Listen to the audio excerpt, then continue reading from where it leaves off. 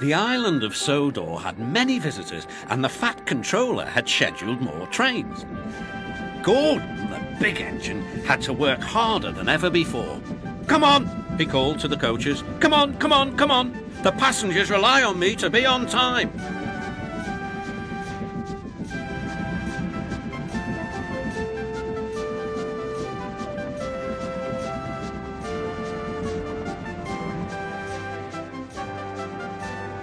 Whenever Gordon finished one journey, it was time for another to begin. "Never mind," he puffed. "I like a good long run to stretch my wheels."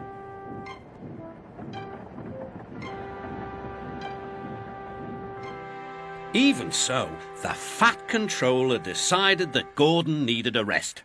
"James shall do your work." James was delighted. He liked to show off his smart red paint and was determined to be as fast as Gordon.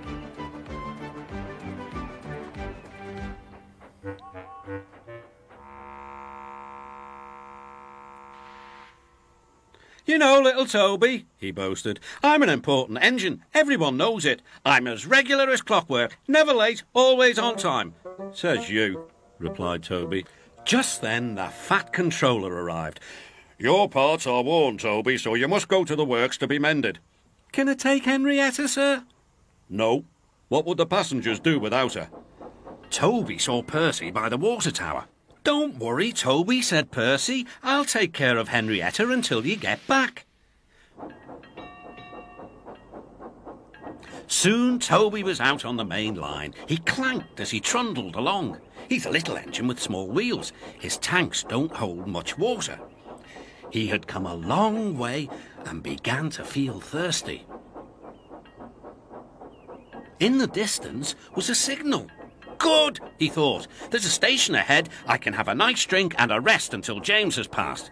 Toby's driver thought so too. Toby was enjoying his drink when the signalman came up. He had never seen Toby before. Toby's driver tried to explain, but the new signalman wouldn't listen. "We must clear the line for James with the express. You'll have to get more water at the next station." Toby clanked sadly away.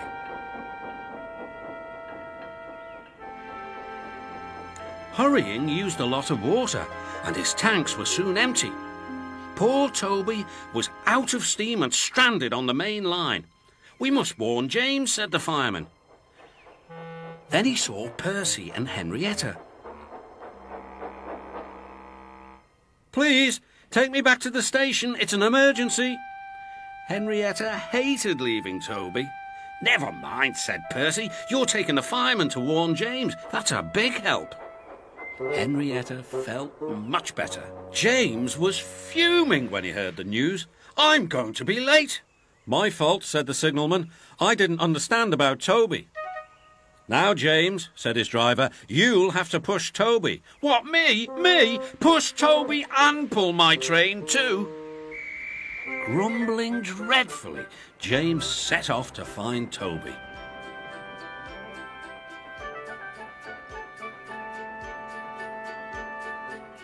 He came up behind Toby and gave him a bump. "Get on, you!"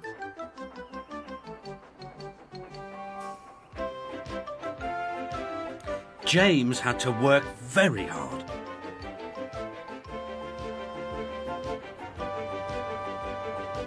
When he reached the workstation, he felt exhausted. Some children were on the platform. "Coo," said one. "The express is late and it's got 2 engines. I think James couldn't pull it on his own, so Toby had to help him." "Never mind, James," whispered Toby. "They're only joking." "Ha ha!" said James.